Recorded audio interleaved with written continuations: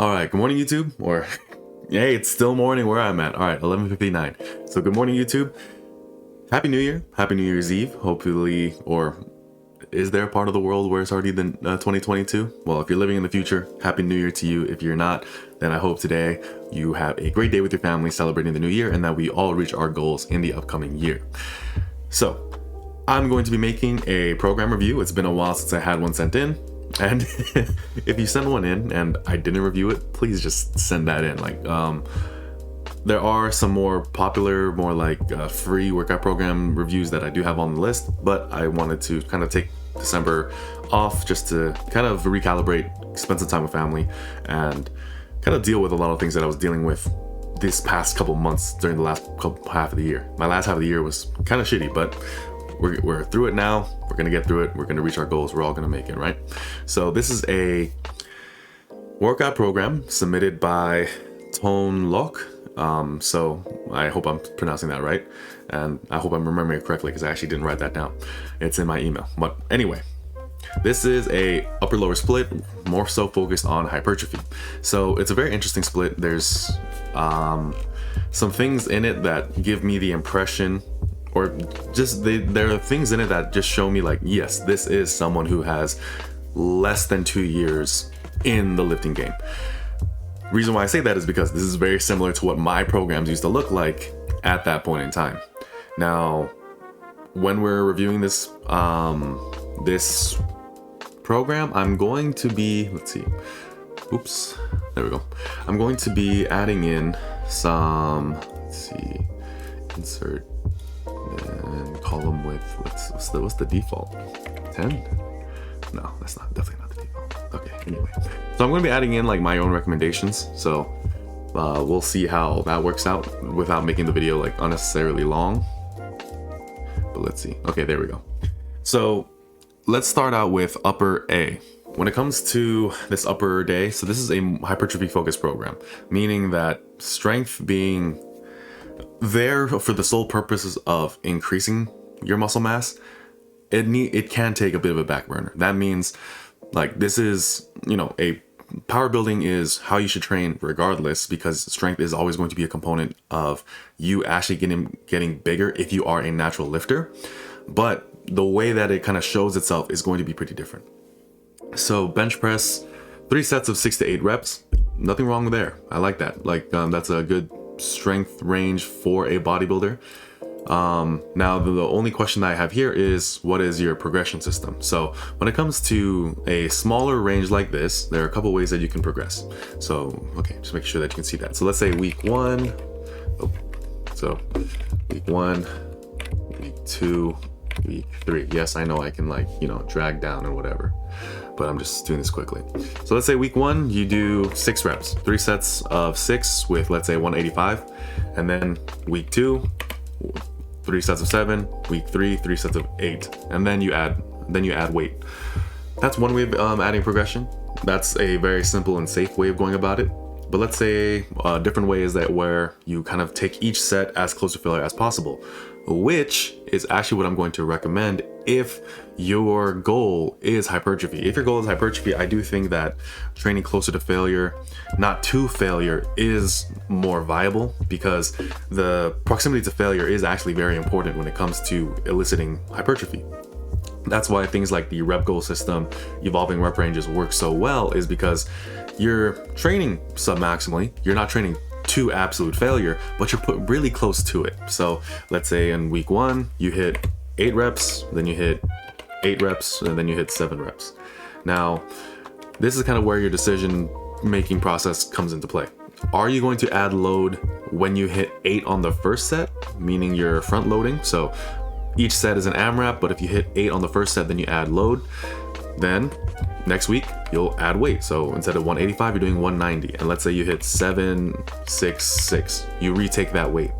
Now, the issue or the consideration I would have here is you have clearly outlined your range, right? You don't want to go below 6 and you don't want to go above 8. Or if you do go above 8, then that's how you know it's time to add load. So here, let's say you add weight, but then you hit 5, 4, 4. It's too heavy. You should probably spend a bit more time with that specific load. It might be unlikely for that to happen, but in some cases it does. It just kind of depends on the person and how well they are, like how well off they are doing rep work versus 1 rep max attempts.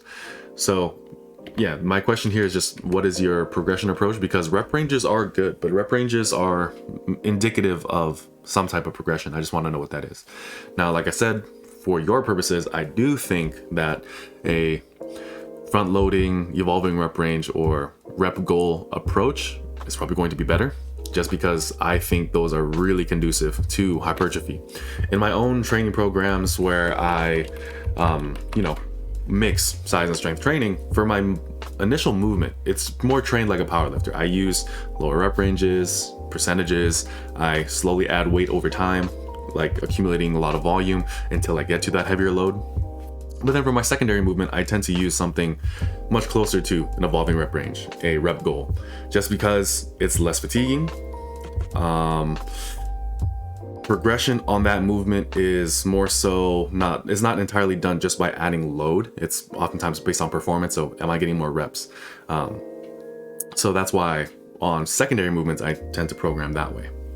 But anyway, bench press, 3 sets of 6 to 8, and then barbell row. So it doesn't appear to be a superset, so that's fine. Then seated dumbbell overhead press, 8 sets or 3 sets of 8 to 10. So supersetting is by no means mandatory when it comes to programming. There are instances where I think it's more viable and more valuable, but it's by no means 100% necessary. 3 sets, like just across everything, can work, especially because it's a hypertrophy focused program, but I do like seeing like sets of like 4 sets of 8 to 12. I'm very, when it comes to hypertrophy, I am in favor of increasing the amount of sets you do. So let's see. One thing that I would change personally, let's see. So horizontal press, horizontal pull, that's fine. I do think that there should be a superset here, like seated overhead dumbbell press. Now, it kind of depends on the setup of your gym, whether this is a home gym, a commercial gym, or what else. Overhead dumbbell pressing, usually there's a pull-up bar nearby. So I just would think that add pull-ups nearby, or even the lat pull-down. You can sit, so you know how like the most lat pull-downs in commercial gyms have those pads that you have your legs underneath to kind of anchor you down. If you just turn around, that's actually a pretty good place to just be seated, have some support. I know it's not total support, because one advantage of the seated overhead dumbbell press is that you have the bench on your back, meaning like you don't need to have as mobile shoulders. You have a bit more support to press from. So that's a difference there. But when it comes to, for me personally, this is just a personal thing. It's not science-based. It's not going to be found anywhere else in the literature. It's just my own personal bias. I would just want to superset a push and a pull as often as possible. And here's something that you can do. You can superset this with dumbbell curls. You have a superset here of dumbbell curls and cable flies. I would much rather, like if this keeping for the sake of simplicity and supersetting, I would much rather you superset seated overhead dumbbell press and dumbbell curls. And then for cable flies, you superset that with reverse cable flies, so rear delts. When it comes to upper lower, right? Upper lower for me is very loose. One way that I've seen it described, which is very interesting because I just always did it intuitively or instinctively, but always called it an upper lower. But having started learning programming from people like Alpha Destiny, Brian Alsru, Steve Shaw, one thing I noticed was that back was, or like training your back, was something that existed on all days. Like for me, the back is the, I always made a joke where it's just like, the back is the most important muscle of the legs, and the bodybuilder version of that is the biceps are the most important muscle group of the legs, because on leg day, all you do is curl. But anyway, back training, I do think it can exist on all day, right? And back is not just your lats, it's your traps, it's your rear delts, it's your spinal rectors, all of that. They have a place there. Now, some parts of it can make more sense than others being present. So on a lower day, I think it makes more sense to do like hyperextensions, right? I don't think it makes much sense to do hyperextensions on an upper day. So hyperextensions being present here is good.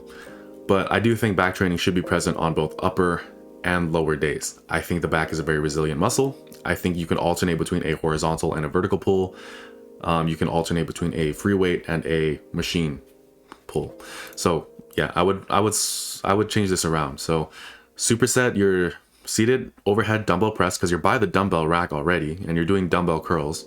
And another thing that I find kind of interesting is that I don't really understand the like when it comes to a superset, I see this often with people who are new to supersets, where they treat each exercise like it's the same exercise that they would do if it was just in isolation.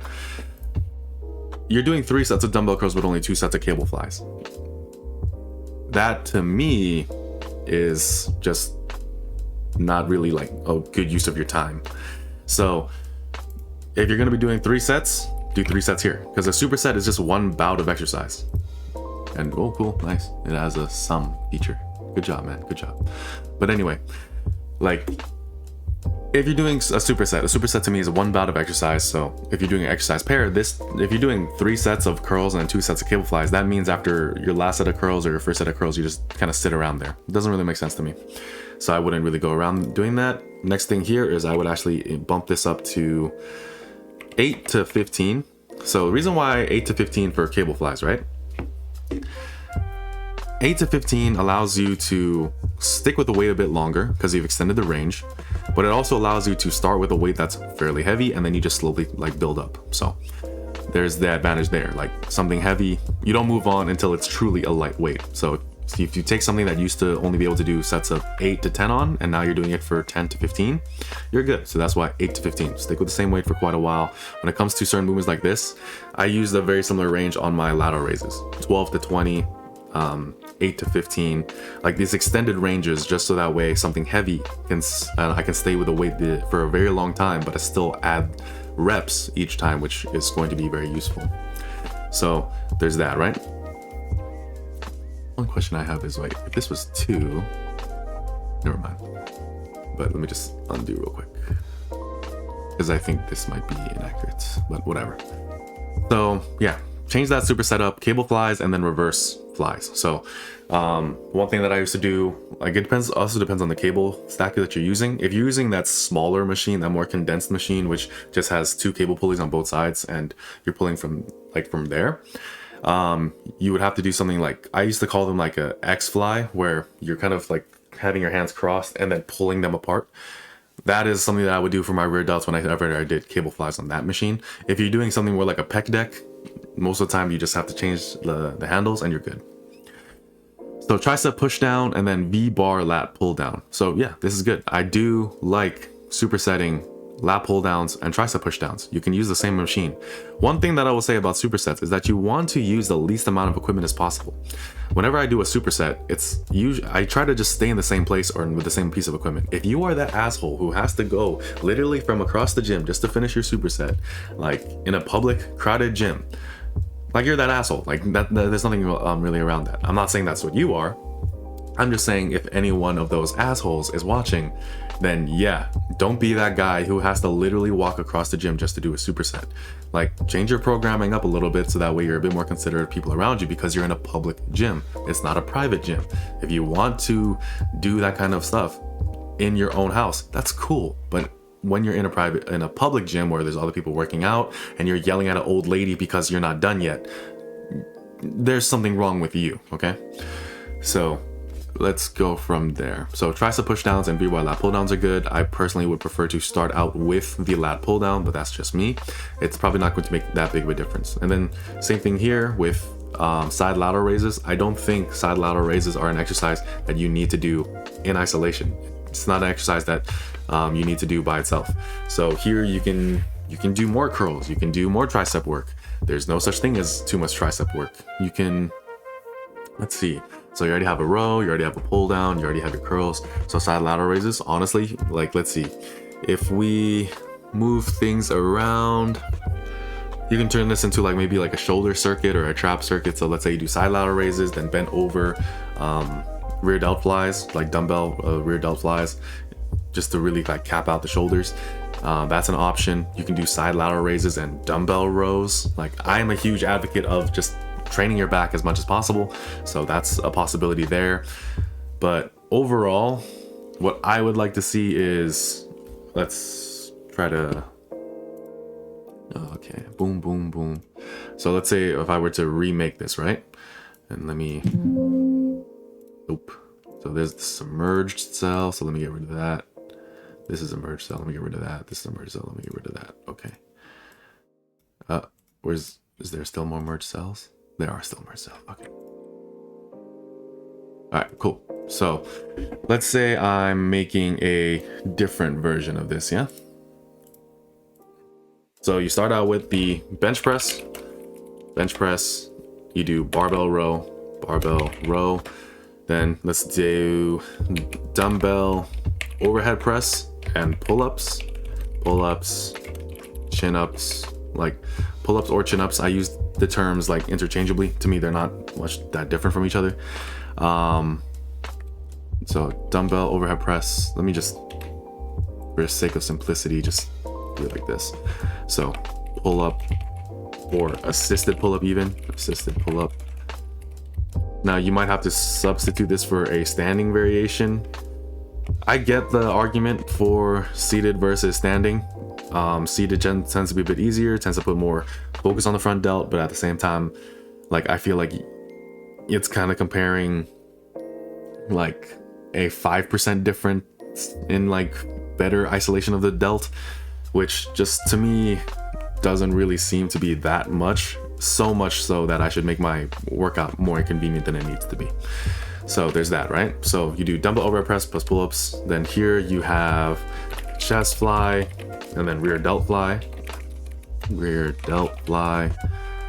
And then here you'll have like bicep, tricep, and delt superset. To me, this just makes a bit more sense. 3 sets, and then 3 sets. Yeah. So 1, 2, 3, 4. This is one bout of exercise. Yep. Yeah. So this is how I would kind of like rework everything here. I do think that you could potentially like move things around even more if you wanted to. But this is how I would kind of go around this day. So 2 presses, 2 pulls.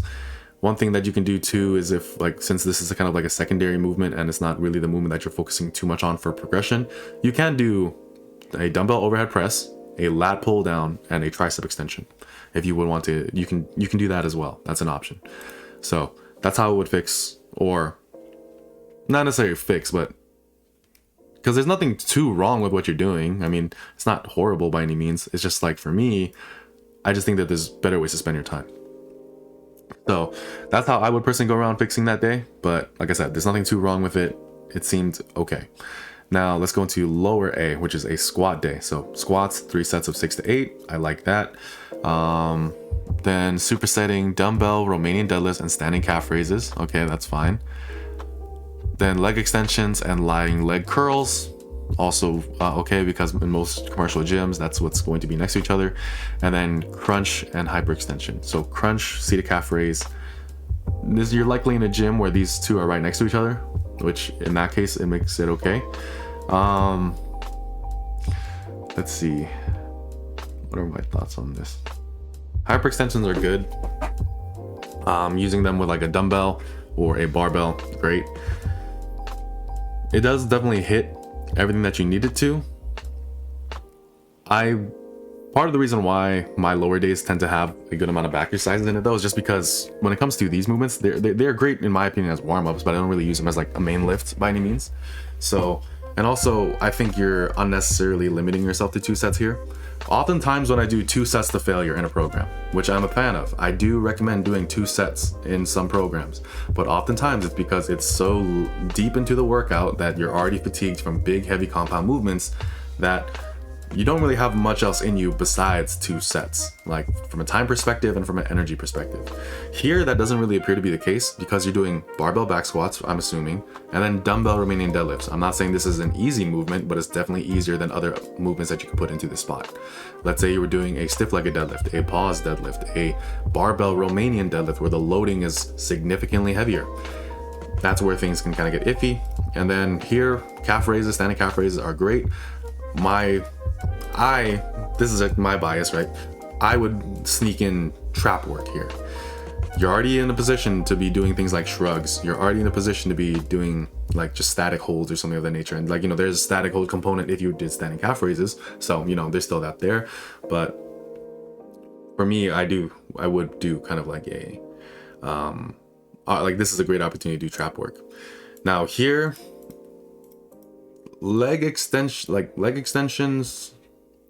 in my opinion, just don't seem to do nearly as well as like a leg press. You can even do like a goblet squat, a feet elevate, like a heel elevated goblet squat. That's an option, but I'm not the biggest fan of leg extensions, quite honestly. You're also talking to someone who has like really bad knee issues, so that's something to take into consideration. But for me, I just feel like the leg extension, it's okay to get a pump, but it's not like the pump is the most important thing anyway. If you are really like, if you're not that big, I just feel like there's more like better things to focus your time on. Like get a wider variety of knee flexion stronger. I know the leg extension is a knee flexion, but I just don't think it's the one you should be focusing on. Where's your goblet squat at? Where's your front squat at? Where's your leg press at? And I'm not saying like in the program, I'm saying like in terms of like your level of strength. So I think that's an option there. Lying leg curl, I can't really complain there because there's not that many ways to isolate your hamstring that are realistic for most people. Because you could say things like, oh, do glute hyperextensions or Nordic hamstring curls for a couple of things. Like, one, do they have the strength to do it, and two, do they have the equipment to do so? Not every gym is set up that way, unfortunately. So there's that to take into consideration. Crunches and seated calf raises. You're focusing a lot on calves. Definitely not a fan of Omar Isuf. Nice. Just kidding. But calves are one of those muscles, in my opinion, that if you really want it, yeah, train it often. But I'm just like kind of curious, like, are calves something that you want? It appears to be something that you want in your program, but like I said, whenever you put something into your program, you're taking time away from something else. And you're talking to a guy who was morbidly obese for most of his life, so my calves were just naturally big. So I'm blessed in that sense, where I don't have to really worry about my calves. So there's that. But at the same time, it's like, do you wear pants a lot? Do you wear shorts a lot? Like, I'm just asking a question here. Like, I'm not saying that this is bad or anything. I'm just saying, like, are you training what you want to train? That's my concern. Because with the reason why I bring this up is I did have someone come up to me, like a client of mine, show me like something that they were planning to do, and I was like, oh, there's a lot of this muscle group in there. Like, and he's like, yeah, I just been reading a lot and like I see it there often. And I'm like, do you want to train that muscle? And he's like, no, not really. I was like, then you don't need to. Like, as long as you have other big basic compound exercises in the program, oftentimes you're going to get enough. The muscle I have in question was forearms. So he had like a lot of direct forearm work, but I was just like, well, look at all the pulling we're doing, look at all the back muscles that we're doing, look at all the gripping exercise that we're doing and everything like that. Your forearms are probably going to be fine. If you want to continue building them up after a certain point, yeah, sure, do it.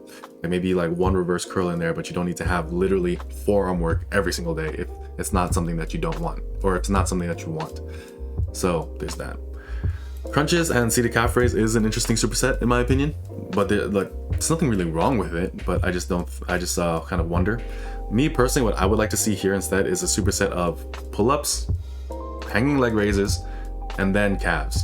Like, bring over a weight, something like that. You can like do donkey calf raises if you have a workout partner or something of that nature, or like whatever calf machine might be nearby.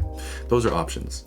And then hyperextensions, yeah, you don't need to superset those. If you wanted to, you could. I would superset maybe lunges or goblet squats, but you don't need to, and that's fine. So yeah, overall a very solid leg day or a solid lower body day. Dumbbell Romanian deadlift, it's just kind of a matter of once the dumbbells become too light, you're gonna have to switch that out for a barbell. And then like I said, you're like, this is unnecessary to go this low in terms of volume. there's times where I do advocate it, but this is just not one of those times. If you are having a workout where there's 6+ exercises and you're toward the end of that and you've burnt yourself out with really big compound movements, yeah, 2 sets are great. But here I don't think that's the case. Now, you are new to the gym, so I could be mistaken and I could be wrong, but it's just something that I would consider. Like, if you feel like you're still very, very fresh, even after this, which me personally, I would be, but I've been working out much longer. But at the same time, I also know clients who, or I have clients who have less than 2 years, who, if they did this, would be fine. So that's something I would think about with this day. Next, we have upper B. So incline dumbbell bench press. That's good because then it gives you a different stimulus, trains the upper pec a bit more. You are a more hypertrophy focused lifter, so incline dumbbell bench is a good option. I would extend the range out just a little bit. Me personally, that's just like kind of like my thing. If you are going 6 to 8 on upper A, I would recommend you go 8 to 12, so that way it's like pretty different on this day. Then hammer strength row. Like, let's do 8 to 12 or 10 to 15, you know, get some good reps there. Hammer strength shoulder press. If you want to load a bit heavier, sure, 8 to 10 is fine. Easy barbell curl, hammer strength chest press. And again, the supersets don't really match. So there's that. Overhead tricep extension, and standing alternating Arnold press. So, okay. For me, when it comes to supersets, not only is equipment important, but also flow. Like, does the movement flow well together? So, you know how I mentioned here with the Romanian deadlift and the standing calf raise, and this is a good opportunity to train traps, you can do dumbbell Romanian deadlifts and dumbbell shrugs. You're already in the starting position for both movements are basically the same. For this one, that's not really the case.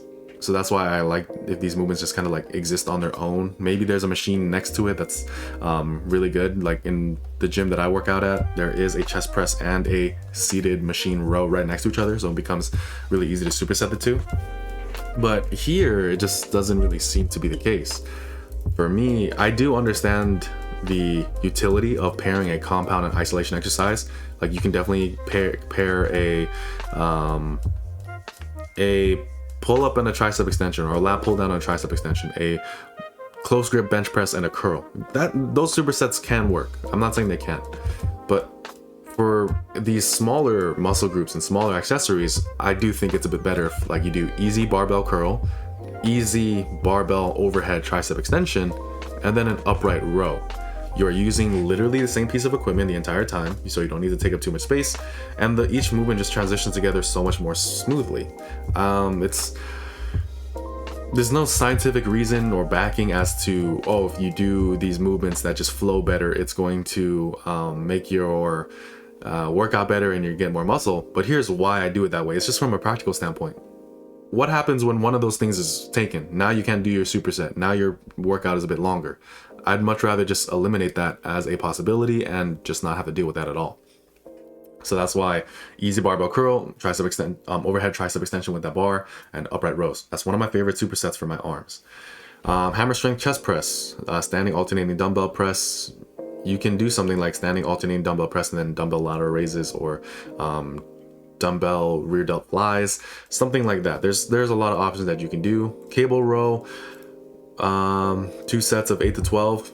Because it's the last exercise in the program, I could see how that would work out. One thing I'd recommend is that you do include something like a drop set here. I also will say that since the direct arm work is included in these supersets, I think that might be why, is like you just but yeah, I just think you'd be better off either doing these alone or and then supersetting like all that together and going from there. I just think that would be a better way of going about things. Also be very mindful of your rest times. For most of your stuff here, especially since this is like mostly a machine focused day, I would say you only need to rest like 1.5 minutes. For your bench press, your squat, and your Romanian deadlift, you can rest up to 2 minutes. Here you can rest up to 2 minutes. This I would do like a minute and a half, a minute, but it also depends. Be very on top of your rest times to make sure you get through this in a reasonable amount of time. I mean, regardless, this shouldn't take you more than an hour, but if it is, then rest times is where it's going wrong. Next is lower B. So since this is a hypertrophy focused program, Romanian deadlifts as your main pulling or main hinging exercise is great. 10 to 12, I'm less sold on. Me personally, I think you should drop that down to 8 to 12, maybe even 6 to 8. But that's just because I do want to see you load this a bit heavier. Deadlifts should be loaded fairly heavy, but high rep work is also good. So heavy doesn't equate to low reps, but at the same time, that's kind of how a lot of things kind of go around. That's why when you are giving advice to people, you have to be kind of careful. If I say 10 to 15, you're gonna think, okay, I go light. If I say 4 to 6, you're gonna think that I go heavy. Most of the time that's true, but sometimes, let's say you're doing something like pause work, maybe you're doing something like speed work. Speed work usually stay in the 1 to 3 rep range. It's not heavy at all though. It's usually like 50 to 60% of your max. So I do want to see you load this heavy for this range, as heavy as you can go in the 8 to 12 rep range. It should not be light, it should not be easy, and that's something there. So leg presses here, that's cool. Leg press on calf raise, thank goodness. I don't know why, but every now and then I get like people who send me their program, like sometimes just private DMs and stuff like that, and I will never understand why they do like a leg press and then they superset it with something across the gym or a different type of calf variation, like dumbbell calf raise, like with leg press. I'm just like, as someone who has to pick up people's weights, because I've worked in gyms and managed gyms, I've when people like leave that, I'm just like, why? Like you just do calves literally right there. Or when people like get into arguments about how, oh, why are you doing calves on this machine when you're already on the leg press? It's weird. So that's why, grateful for that. Single leg reverse lunge, seated leg curl. Interesting superset, but nothing too wrong with it. I know like you're really trying to focus on working on your hamstring, so that's cool. Crunch, seated calf raise, so very similar to the other day, and then hyperextensions. So, okay, not too crazy, not too bad. I do like this. This kind of is just outside of what I would personally do, but that's all I can say about it. It's not like there's anything super wrong with it in my opinion, but it just doesn't seem to flow well. It just doesn't seem to it seems to be inconvenient. Like I said, if one of well, this is probably like not going to be an issue, but if this is taken, now your superset is just gone. Which is why when it comes to seated leg curls, lying leg curls, leg extensions, if I do them, leg press and stuff like that, I usually don't superset them. Like most of the time it's just inconvenient to superset them. There's no machine nearby that's like reasonable to superset them with the exception of like leg press and calf raises. So I'm not the biggest fan of doing so, and I just like, you know, really keep track of my rest times and really put in a lot of effort while I have that machine available to me. So, but that's me. And like I said, I don't know your training situation. You might be training at home, you might be training in a very uncrowded gym, which is likely. So it just kind of depends. But overall, not too bad. When it comes to lower days though, let me kind of like demonstrate how I kind of prefer to do them. So let's say you have a squat focus day and a deadlift focus day, or like hamstring. So there's kind of two ways to go about it, right? You literally treat them like body part split days, or you kind of like have a 2 times a week template to it, which is actually a lot closer to what you have here, because on your deadlift day you have barbell Romanian deadlift and then leg press. So leg press. Then on your squat day you have squats and you have dumbbell Romanian deadlift, which is great. So that's one way of going about it. But then when it comes to the accessories, I would still focus mainly on whatever the main movement is of that day. So if you have a, let me just, for ease of readability, let me zoom in on that. So let's say you have a squat day and a Romanian deadlift, right? Immediately after. Well, this is interesting because like I'm trying to approach this from a hypertrophy perspective, not just pure power building, like, because I'm more of a strength focused power builder. So squats, dumbbell Romanian deadlifts, then me personally, I would actually put the leg press here. But that's just because rather than doing leg press here, I would do something like a front squat or pause squat. Now, this is if you want to squat 2 times a week and you don't have to, but you can do, like, let's say here you do hack squat or Smith machine hack squat or hack squat. Like, those are options. Leg press, I would put that here personally, but you can, like, deadlift days and leg press, they do go well, and like I'm never gonna complain about having like leg press multiple times throughout the program, but it's just kind of like the amount of effort and intensity you're putting into each day is just kind of, it varies wildly in my opinion. Like your upper days, you know, a bit more love, bit more work done into them, but then in the lower days it's kind of like you just have one hard exercise in my opinion, and then the rest is kind of like pretty smooth sailing. So that's why I would try to advocate like doing things a bit differently, and which is why I still recommend like doing some type of pull off the floor. You don't, but it's by no means necessary. So, and there are other ways that you can make a program more intense. So there's that. But yeah, hyperextensions are good. I would do some type of back exercise, so maybe like barbell rowing here as well, but probably after the barbell remaining dove. So barbell row, then hack squat, and then hamstring curl, and then the back extension. And you can superset crunches, back extension, and all that like pretty easily.